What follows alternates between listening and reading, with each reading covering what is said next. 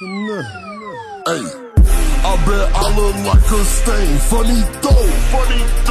Money grow. Who really real? Tell me how you really feel. Keep it Uncle Phil. Do you kill like a Navy SEAL? Rolling off a pill, very trill. You ain't got a deal. Do you really steal? Rob the stove. How you doing?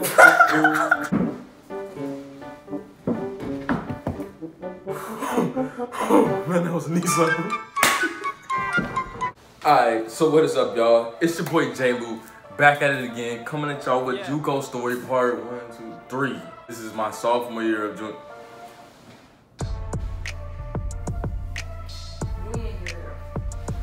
Tell her to get out of here. Anyways, before I was really interrupted, I'm about to go ahead and let y'all know about the year of my life that literally changed it for the better, you know what I'm saying? We gonna get straight to it. The first thing that literally happened as soon as I got back to school for my sophomore year of junior college was, you remember I said like my coach left like for my freshman year and we got a new one. Well, this one he had to go ahead and he had to skedaddle too. Goodbye, you stupid idiot. So now we have an entirely new coach. This man is from Barton. He's a straight sprint specialist. I'm a 400 runner, so I already came in with my doubts because I'm like, this man does the 60 and the 100. What is he about to teach me in the 400? He actually taught me a lot. Yes, he helped me a lot. So, getting back to Coffeyville, our coach decided to go ahead and bless us. They went on ahead and they switched our room because, okay, the guys' side, they got the little prison cells. But the girls' side of the dorms, they got the little suites, the actual nice rooms. So you're gonna put J. Lou, 314, J. Lou from the 314 from the Lou, on the same side as the girls where he can just literally go to any female room he wants to as long as they You know my coach is messed up. Cause you already know me on the girl side, you would think that I'm about to clown. And I absolutely did not. I was definitely watching anime. I'm talking about DBZ, Hunter x Hunter, Bleach. I'm watching all One Piece. I'm watching all of that. I'm not going to any females' rooms and there's no females coming to my room. Is he gay or something? Y'all thought I was gonna say I was gonna clown and get the thugging, bugging, and chugging, huh? No. That's so ghetto. That's very ghetto. We don't do that. But we decided to go ahead and get well acquainted with the new people that have come to Juco because literally every year is literally like one class graduates, but you get a whole new class that comes in. So it's pretty fast where you're gonna meet a whole lot of new people. All that stupid stuff, all that hoopla, that kerflama, we're just getting all that out of the way. At this point, I had not yet realized that I was literally meeting some of the most dysfunctional people I will ever meet in my entire life of existence. In the entirety of my 20 years on this earth, I have never ever in my life seen people act this unusual and crazy. Like, bro, this one dude named Trent, my homie. You know what I'm saying? You know, we gotta do everything. You know, hood niggas like to lie, niggas. Trent almost caused me to go to jail on so many occasions for first-degree murder. You guys was going to have to sort Trent out up there because he was not all right down here. Like, something wrong with him. Like, I don't like you. If you're watching this guy, I know you're gonna watch this. I don't like you. We were never friends. Off you. Everybody was actually extremely fun. Like, me, Brad, and Prince, we were literally clowning every day. Shut up! I'm not getting that shit. Why are we walking? Shut up! Let me shut up! OTF 300, no they BGB, you feel me? Either way, it was just us. We're about to go ahead and start practicing this, that, and the third. Practice was cool, you know, we all getting acquainted, we all practicing, you know, we getting cool with the coach. My coach, Coach A, that man is a fool. Like, he was super quiet, but dude was a straight fool. Actually didn't even want to coach me when he first got there because he looked at my roster picture and thought I was a straight thug. I mean, I couldn't even really blame him. Just look at this black guy here. Look at this black guy just over here darkening up the whole mood. Freaking Nick. When you're in Juco and it's your sophomore year, you tend to take stuff in a little differently because you understand that this your last year as a Juco product, whether you like it or not. So you kind of up the intensity when you practice because you know that's how you're gonna perform better. If you perform better, that's gonna cause you to be able to go to a school you want to go to. And if you're unable to perform at the level that you want to perform at, you're probably not gonna go to the level that you're trying to go to. A lot of stuff, like, you tend to be a little bit more focused and fixated upon a goal, in other words, because your goal is to go D1 and actually go to the D1 that you want to go to, not just a D1. So I get to a point to where me and my coach, we actually cool, and we just having a conversation. I tell him, I said, man, I'm trying to go big. I have a big goal, and so I'm going to need to be a big challenge when I get to practice. Like, I'm talking whatever it takes for me to accomplish what I'm trying to accomplish, as in winning Juco Nationals and landing that bag, because I'm chasing it. Do it. Like, I'm telling you, with everything, I'm on that. In practice, out of practice, I don't care. Give me the work. I came here to work. That's why I'm in Juco in the first place. Coach A said, all right, I'm gonna give you what you want. The thing is, Coach A was not the only person I had that conversation with, because I don't know if all y'all are religious on here, but I had that same conversation with God. I said, God, please allow me to achieve these big goals, which means God needed to prepare me to actually get to those big goals and achieve those big goals, which means that what was coming next was a lot of big challenges. So adversity got sent in my life almost immediately. That's why I say before you pray for something, make sure that you're prepared for everything that's gonna come with that prayer, because God sent it my way. He sent it full-fledged. He said, oh, you want that? I'm gonna give you what you want, but I'm gonna get you ready for it first. And I was not ready for all of that.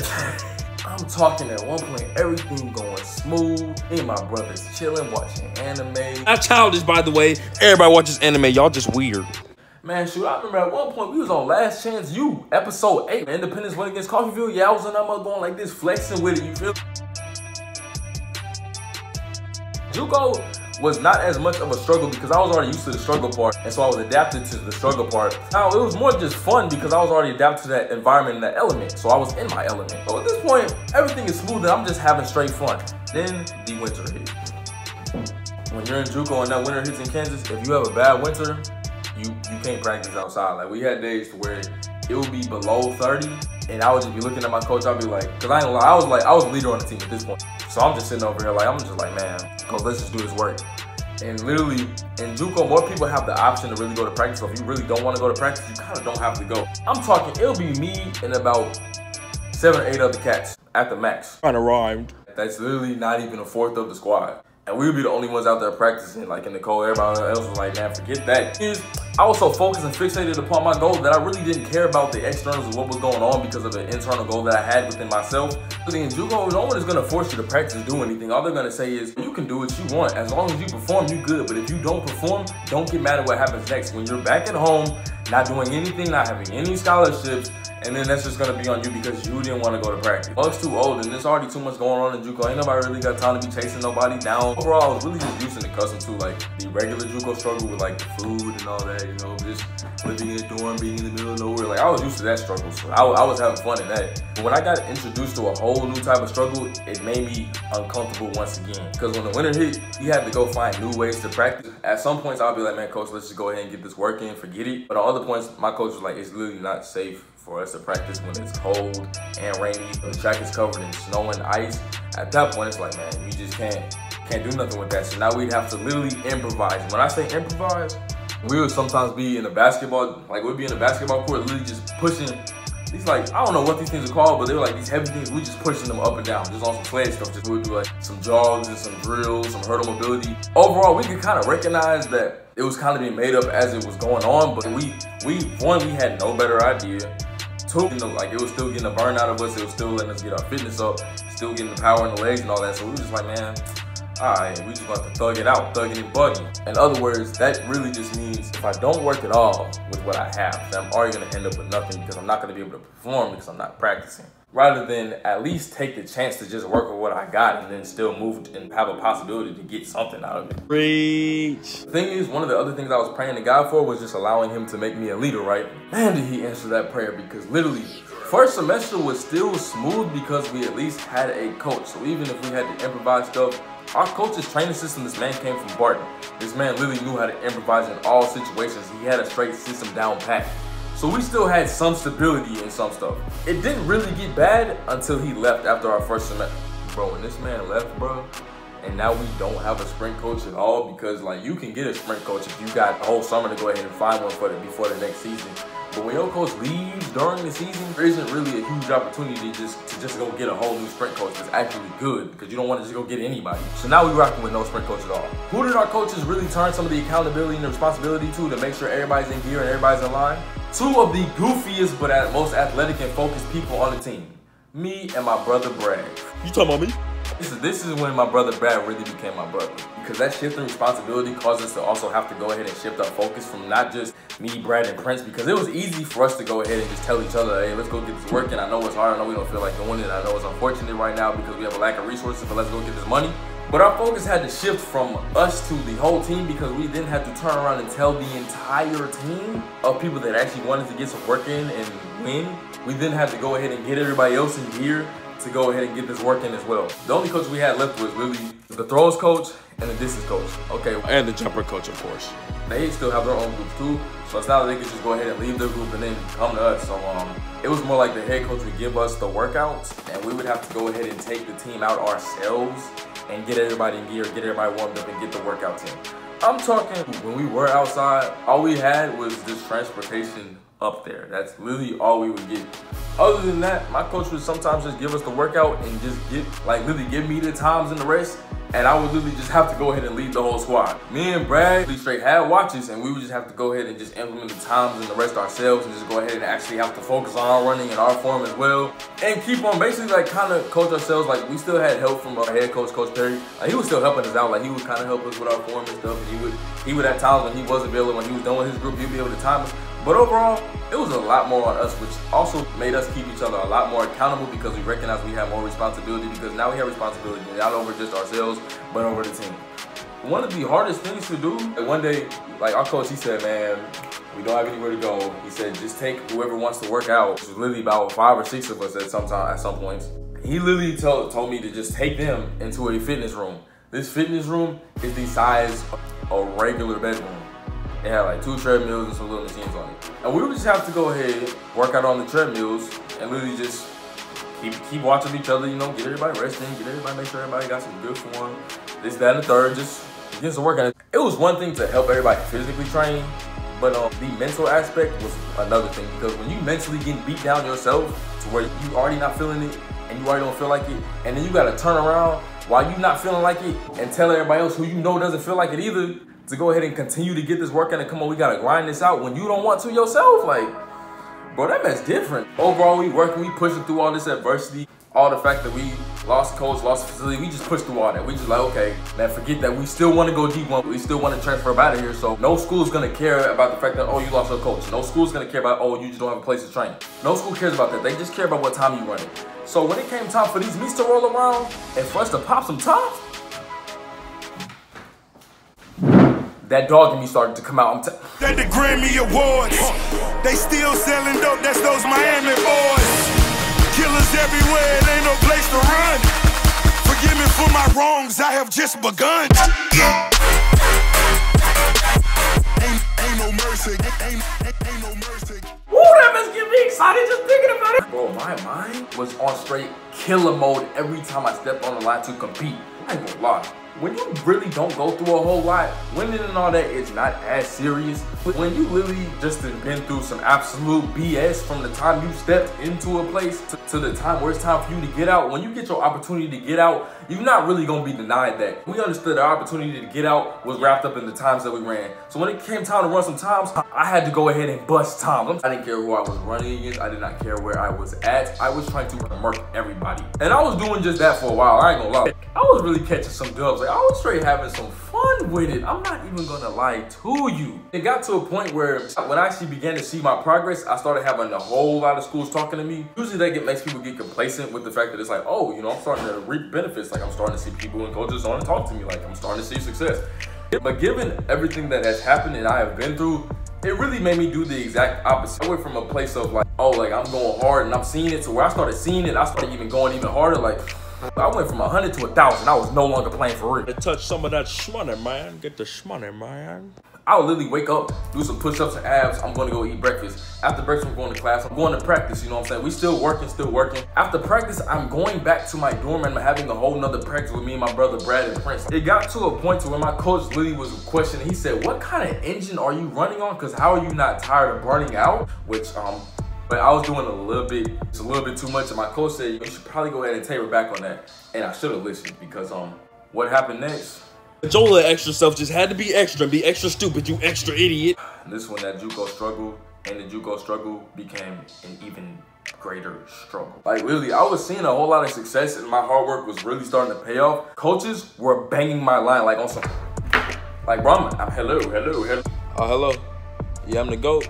Oh yeah, I know. Oh shoot, like 1 school, 2 school. Coaches over here giving me packets and letters. I'm wanting, because at this point, I'm number 3 in Juco. This is before we even got to regions. Like, I'm cool at number 3, but I also want to be number 1. But I understand that as number 3, I'm going to have to go against who's ever number 1 and number 2 anyway. Nationals, and we're going to face off and go ahead and see who really wants that dub that bad. And in my head, I'm like, I want it the most. So I'm going to get it because I want it the most. Because if I want it, I'm going to get it. You feel me? Either way it goes, I'm talking, it got to a point to where I was taking visits to other schools on literally a weekly basis. You only get 5, and I'm literally just stacking up on these mugs. And on top of that, even when I would go on a visit, I'm bringing my workout clothes and I'm working out. I'm a hot nigga in the schema, nigga. Ride around with that Nina syrup, being a nigga.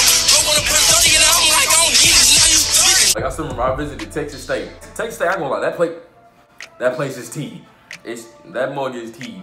I'm with my homeboys, Josh and Germ. They all, yeah, let's go to a party, this, that, and third. And I was with them for a second, but after a while I said, hey man, just take me back to the hotel on some Inky Johnson stuff. I said, take me back to the hotel. I decided not to go ahead and be like, oh, I want to sleep in my own bed. No, I worked out. Like I'm literally doing a whole training fitness circuit in the little hotel weight room and did not care. Like I was not concerned to go to any party. I wasn't concerned to talking to no females. I just wanted to get some work. I literally, my name got it tatted, pulled it out, opened the mouth, put my wood in just like a... I don't know how else to explain it. I was so focused and fixated upon this goal of actually becoming a Juco national champion and going D1 to the D1 I wanted to go to. I did not care about anything else. Nothing else was grabbing my attention because this goal had my full-blown attention. My friends thought it was weird. Like they was like, bro, you had to turn school, and there are fine females.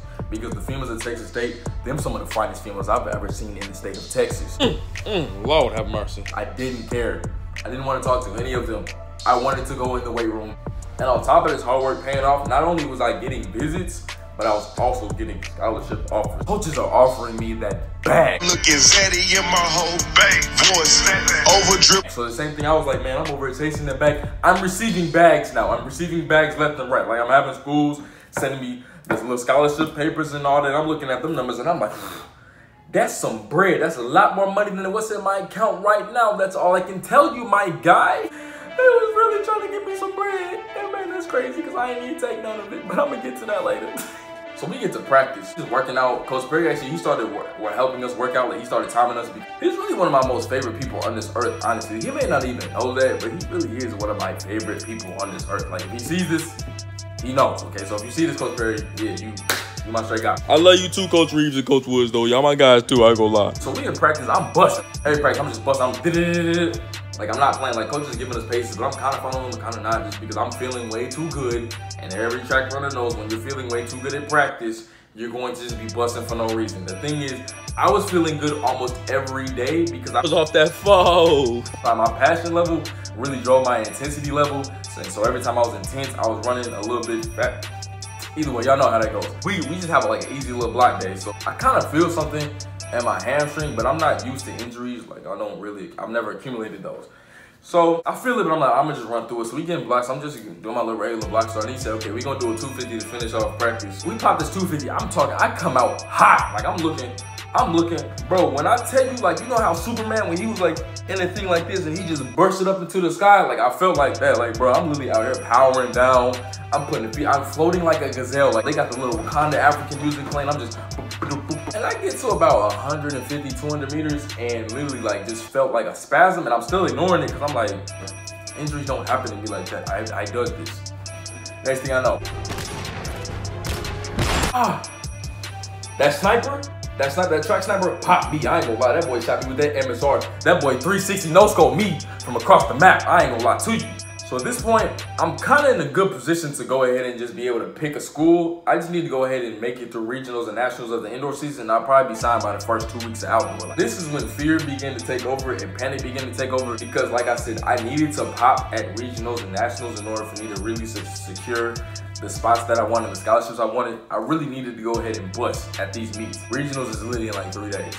I don't know what's wrong with my hamstring, but at this point, I'm like, I'm running at this meet. I really don't care. That's the first mistake I made, was just ignoring my body. I was like, hey, just whatever scar tissue in there, break that down, rub it out, ice me up, put some icy hot Tiger Balm on it. At this meet, we gonna get some shmoney. Because in regionals, I was geared to win. Like, there was really nobody close to me, like when I'm healthy. So I was just like, all right, I'm gonna just go ahead and catch this dub. I was like, if anything, I'm gonna just chill at regionals, catch the dub, and then get ready for Juco nationals. So we at regionals, I get in the 400, and I'm just warming up. I'm just chilling, which I ain't gonna stunt. First off, Juco regionals, when I tell you we was in that MLT, like why did us and Barton have a whole stomp the yard battle? Like.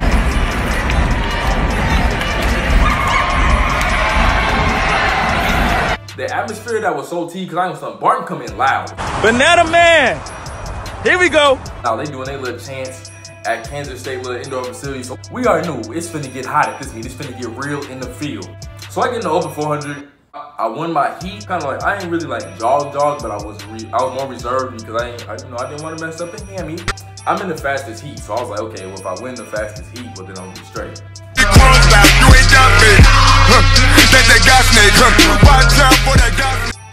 The thing is, the heat before me, somebody literally ran a 1/10 of a second faster, I think, and I didn't know that at the time until after the fact. My coach, he was like, man, like when I got out at first, he's like, hey, just chill, just slow down. So I was like, all right, I'm gonna just slow it down and pace it. And so I just kind of like jogged through, you know, just hit my little time, and I was like, okay, that should be enough to win regionals. Not even knowing that the dude before and the heat before me literally ran that 1/10 of a second faster, and I was like, okay, I definitely could have pushed a little bit to go ahead and catch this dub, but I was told to chill, and I didn't want to, you know, mess up the hammy. So I ended up getting sick in the regionals. I really wasn't all that mad though, because I was like, okay, regionals cool and all, but nationals is where it's at for real. I was like, my dub that I've really been dreaming about ever since I started my sophomore season, that dub at Juco Nationals, I've been dreaming about that. So I was like, I'm not really too concerned with this regionals anyway. You know you was salty. So then we get in this 4x4. And like I said, when I tell you that match started getting live, it's like, it's points, it's pride, points and pride in black people. You already know that's just a bad combination when it comes to athletic. So we all just in here, everybody getting loud, T, and in the 4x4, I'm anchored. I'm sitting over here like, okay, well, all y'all gotta do is give me the baton in the lead, and you already know it's over. Like, what are you talking about? Like, oh, give me the baton even close to somebody, forget my hamstring. I'm hawk gaming. Like, I'm not playing. I'm hawk gaming the fluff out of whoever is in front of me. Like, it's going to be like that, and I don't care. So we get to it, and we in like second or third, and then Julian gets the baton. My homeboy Juju got the baton. Literally got to eat. He eating like the hungry hippos. He eating like you eating some Frosted Flakes. He was going crazy. He turned into a little beast. I said, oh boy, don't go Super Saiyan 2, you know, don't go Ultra Instinct, just stay at Super Saiyan, you know what I'm saying? You can stay normal, stay at your base level, you know what I'm saying? You ain't gotta do all that. First, he coming in the home and telling me, let's go. I'm sitting over like, you're still running. Like, I don't really think you're supposed to be doing that. Either way, you're not even supposed to have that much energy to be able to do all that. Like, you didn't just run a whole 2 laps around this facility. Like, are you crazy? So I'm looking at him, I said, I see him doing this. I said, oh, it's time. I grabbed that stick, I said, give me that motherfucker. I'm about to get this motherfucker right. I grabbed the stick, I'm running, and this dude behind me, I ain't gonna lie, cause he hawked, but there was still somebody kind of hanging. In my head, I'm like, bro, if you're by me by this second lap, I'm taking off on you, and I'm gonna really break your heart. Like, it's really gonna get really crucial up in here. So I get to second lap, all my homeboys told me, so, oh yeah, man. It was cool, they over here getting T too, cause it's 4x4. 4x4 always gonna be turned, and Juco is a whole different type of turn because it's a whole bunch of just people who don't know how to act, so they already gonna get ratchet up in there, you feel me? So they're like, oh yeah, let's go. I hit the second lap, that same sniper that hit me in practice 3 days ago hits me. Like, I don't understand what exactly happened to me or what came over me at that point in time, but when I tell you I did not stop at all, I started limping. I have a whole lap to go, and I'm literally off of my right leg, powering off, and this leg is just being drug along. I really was no longer thinking about anything I was feeling. I was just like, I want the dub. I don't care. I want the dub. I want the dub.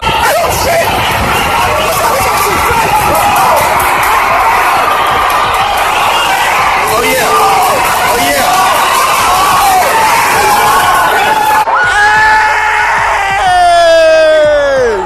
I should have stopped, I ain't gonna lie. Because low-key, that really made my injury worse, and that carried on the outdoor season, but that's beside the point, because at that time, all I wanted to do was win. So I get off the track, and literally everybody jumping on me, doing this, that, and third. I said, especially Trent, little annoying. So Trent is literally about 350 pounds, and he just so happens to be able to sprint. Like, that doesn't even make sense in the first place. This little baby Hulk gonna jump on my back like the gorilla that he is, just think I'm gonna be able to just hold him up, and I just collapsed. So now we leaving the meet, and my coach is just sitting up, he's just sitting here in shock. He was like, I ain't never seen nobody do no mess like that in my life, because usually anybody else is gonna stop. I don't know what came over you to make you keep going. I said, I don't know either.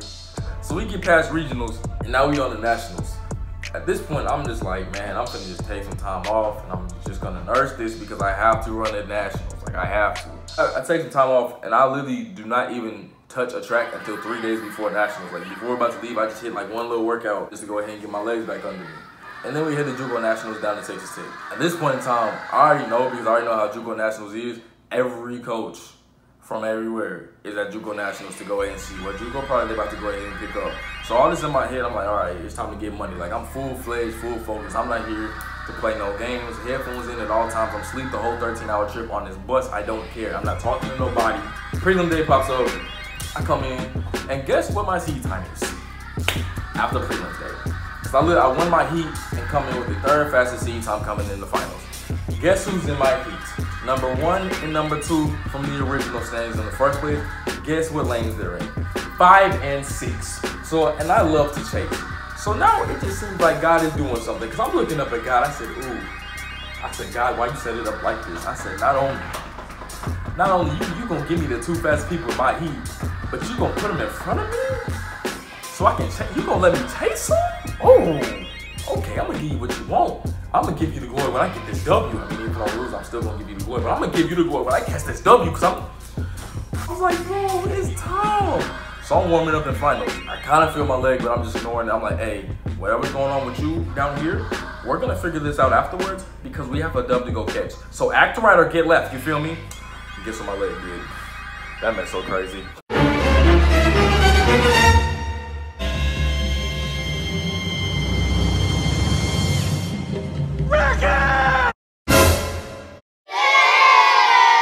The same sniper that it was literally like, this time though it was a Bear 50 cal from Modern Warfare 3. He shot me from the terminal. I don't know how he got all the way to Texas Tech facility, but I got hit with it in the back of my leg. And literally, like, when I tell you instantly, I just like felt so low. Like that literally was probably one of my worst days. Just like this was one of my worst years but best years. That was one of my worst days but best days. Because it was a lot about me. Because I had to then sit there and watch number 1 and number 2 battle it out. Like it wasn't like a blowout win. Like I really watched them battle it out, and I knew that I would have been battling with them. And on top of that, I knew that there really was a strong possibility that I really could have caught that W. Really thought my time was here. I thought my time had come. I thought I was about to go ahead and catch my dub and Juco Nationals in front of everybody, and I was gonna have my scholarship that I wanted the same day, and I was gonna sign the next day. I was not playing. It just seemed so, it just all seemed set up so nicely that it was like, it just makes perfect sense for it to happen this way. The thing is, God's thoughts are not my thoughts, and his ways are not my ways. So the way I thought it was gonna happen is not the way God intended for it to happen. And at this point, like, this was the only thing that blew me was when I was walking off the track, I'm limping. Everybody like, man, you good? I'm like, bro, don't talk to me. Like, I was like, get away from me. Everybody get away from me. There were literally coaches after I had literally just walked off the track after getting shot by that Barrett 50 cal in my leg. Literally haven't gone to surgery yet, didn't get the bullet out yet. And they really had the nerve to then talk to me about recruiting.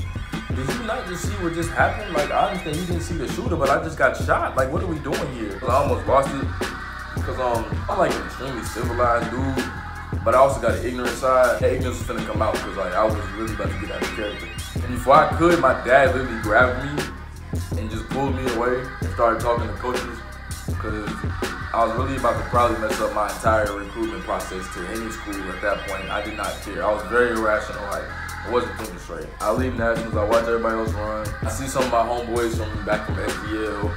I see my old coach that left. I see him coaching at his other school. I dap him up because it was all love. You know, that's still one of my favorite coaches too. Still got love for you, my guy. Even though you left us, you Black Professor X. Anyway, at this point, I had become so attached with the product of the process and all this work that when it didn't go my way, it really shook me, but I was still extremely attached. Instead of just being able to say, know what it is, it had to happen this way, let me just accept it for what it is and keep it pushing. I really just began to force things, and I no longer listened to my body, because when I was left with the decision to either listen to my body and listen to what God was already telling me, or just do it my own way and further damage myself, guess what I did, because I'm stupid. You know, stupid people like to do stupid things, which is gonna land them in a stupid situation. I'm already in Juco for stupid people, so don't be surprised if I do stupid stuff, right? My coach then looks at me and says, look, they got scholarship offers.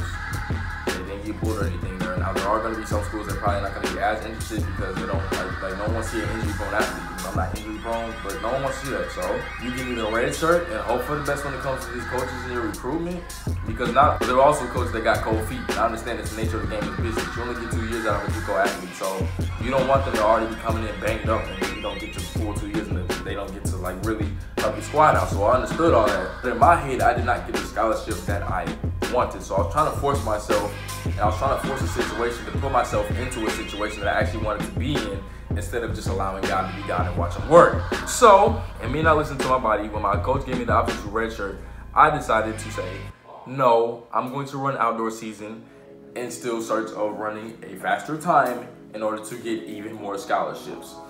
Looking back at that, that was literally one of the stupidest things I could have possibly done. Well, I mean, you are an idiot, so. Because I most definitely wasted my entire time in outdoor season trying to really run races when I could barely even walk, and I'm really limping during races and barely winning them just because I just have purebred heart. It really got to a point I was singing a song to my hamstrings, asking them to act right. Like, hamstring, I don't want to hurt nobody, but there is something that I must confess.